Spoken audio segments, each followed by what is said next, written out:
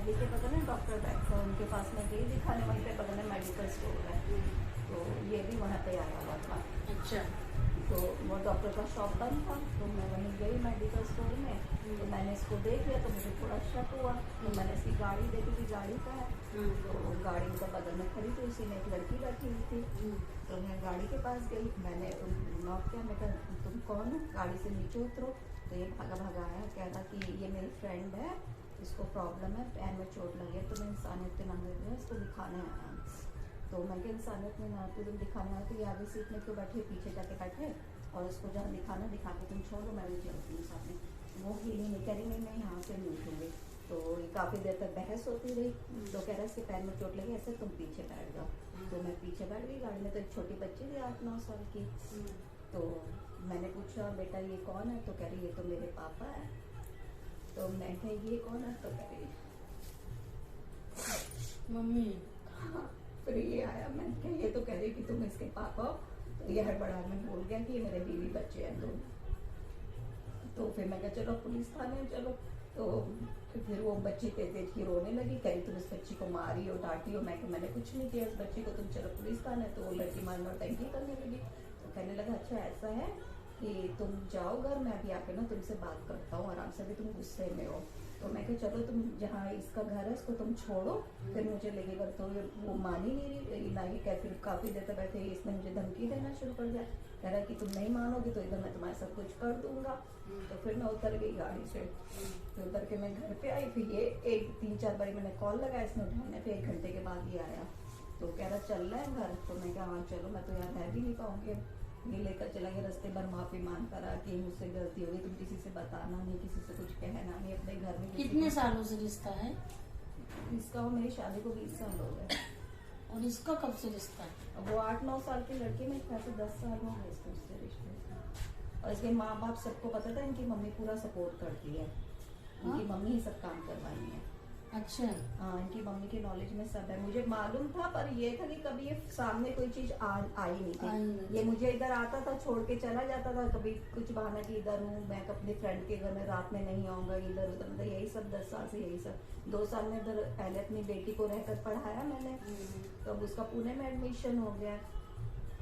और 2 साल पहले वो जब यूकेजी में थी, तो इन्होंने इसने कहा कि तुम जाके लखनऊ रह के पढ़ा लो, इनकी बड़ी मम्मी का घर है यहाँ पे, तुम यहीं रहकर पढ़ा लो, मैं आता जाता रहूंगा, तो मैं बिल्कुल एहसास ही नहीं होगा, घर जैसा लगेगा। तो मैं इसको लेकर आ गई, बेटी तो 4th में थी, तो यही इसी में इसने उसका एडमिशन करवा दिया इसने। फिर वहाँ मैं 2 साल फिर यहाँ आलमबाग में इनकी बड़ी मम्मी का घर है, वहाँ पे रही।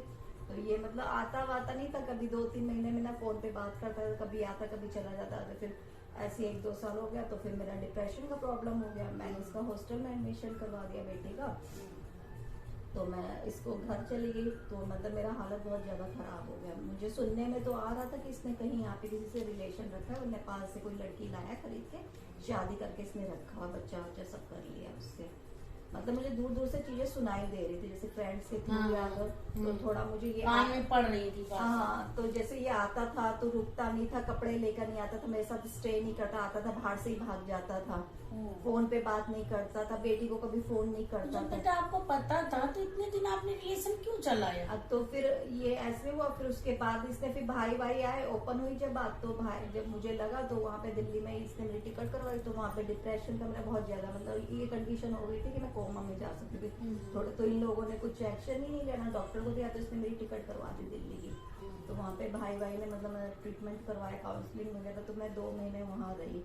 उसके बाद ये लेकर आ गया मुझे, मतलब ऐसे ही चलता रहा। इसने कभी ओपनली होके, भाई ने भी काफी आया, बातचीत हुई, तो उसने बताया नहीं कि मेरा उस औरत से उसने ये कहा कि ये सोचती है, इनको प्रॉब्लम है, इनका दिमागी ऐसा है, इनको गलत फहमी है। हाँ, कि दिमागी रूप से ये पागल, इसलिए अजीब गरीब सोचती है। कह रही इनका ये सोचती है, इनकी मम्मी ने भी एक्सेप्ट नहीं किया।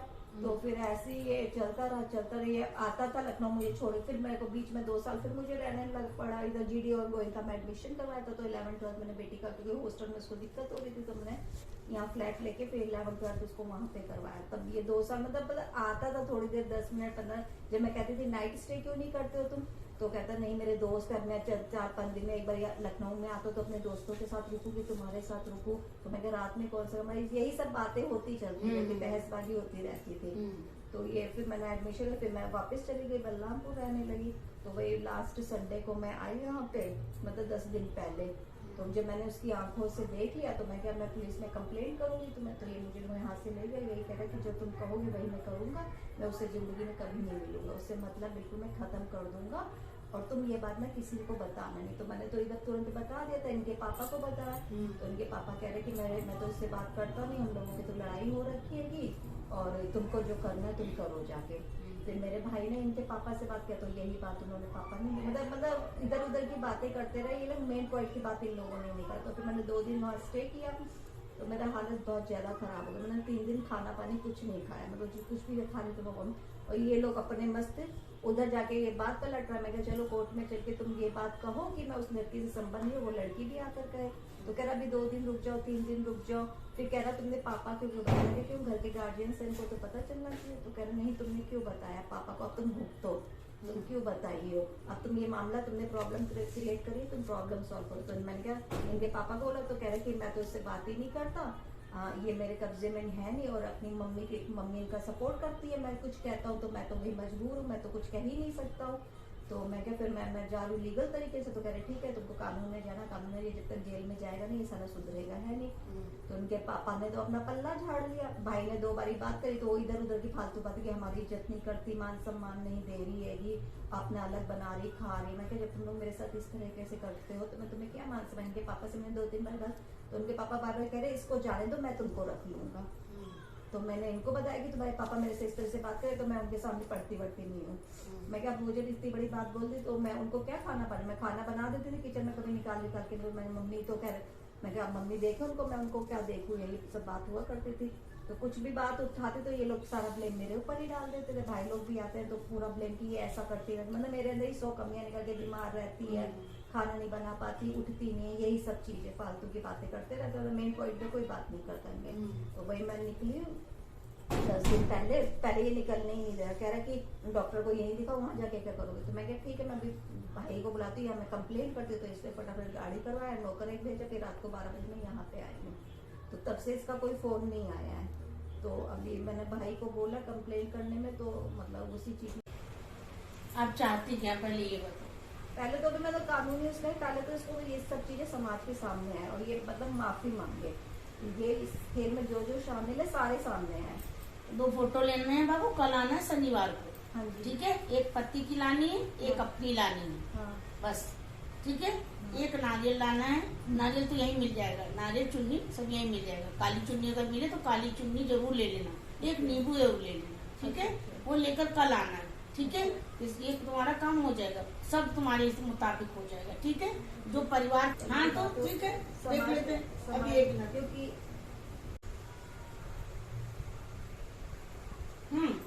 इसका पत्नी है, बच्चा है बाबू, जैसा तुमने बताया बिल्कुल सत्य है। ठीक है, शादी इन्होंने मंदिर में करी है। शादी इन्होंने मंदिर में करी है।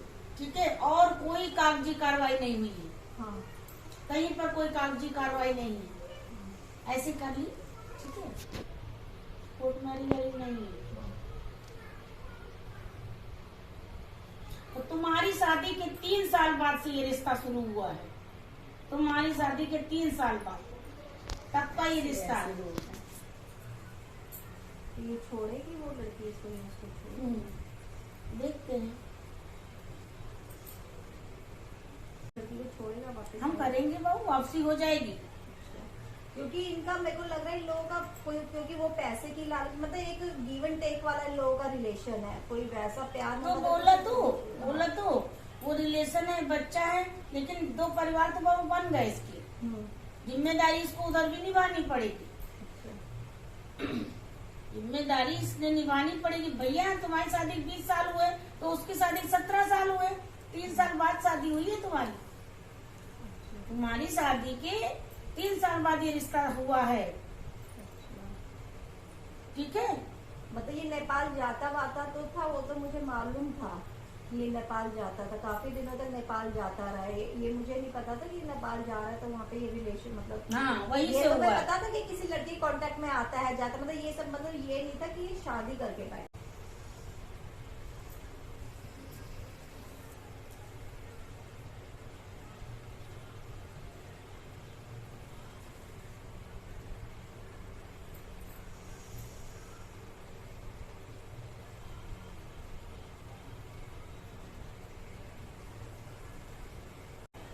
मतलब किसी और सेकंड लिस्ट में नहीं नहीं, क्योंकि मुझे सुनने क्योंकि में आया दिख था- रहा है कि तेरा पति ही उसमें ज्यादा फिदा है। नहीं, ये तो खर्चा पानी तो यही दे रहे हैं, पर ये नेपाल बाधा दौड़ के जाती है 2-3 महीने। बीच में किसी दीपक नाम के कांटेक्ट में थी, मैंने मतलब इन लोगों की बातें सुनी अच्छा। कि तू उस लड़के के चक्कर में बाजी, कुछ इस तरीके से इन लोगों की मैंने बातें सुनी। बाथरूम में बात करता था, वही मैंने कुछ बातें इन लोगों, एक तो वो नेपाली भाषा में बोलते, ये भी नेपाली भाषा, पूरी चैटिंग ये लोग नेपाली भाषा में करते हैं। ओ, दोनों नेपाली भाषा में चैटिंग करते हैं, पता नहीं ये नेपाली कहाँ से सीखा है। पूरी बातें ये दोनों नेपाली भाषा में ही करते हैं। कोई नहीं बाबू, फोटो ले आना, ठीक है, कोई दिक्कत नहीं। मैंने और- उस लड़की से बोला कि तुम अब इससे जिंदगी में कभी मिला, कह रही मैं तो इससे बात भी नहीं करना चाहती ना, मैं मिलना चाहती हूँ इससे, यही मेरे पीछे पड़ा हुआ, यही बार बार यही call आ ही करके- रहा है बाबू, यही यही आ फिदा रहा है। है। मैं इससे मतलब नहीं रखना चाहती, मैंने तो उसको कई साल पहले छोड़ फोटो दिया। वाला काम कराओ, सही हो जाएगा, ठीक है। पहले फोटो वाला काम करो, ठीक है। लगातार माँ को अरदास लगाओ, 9 हाजिरी लगाओ। अच्छा, कल फिर हल्दी? हाँ, 9 हाजिरी लगाओ।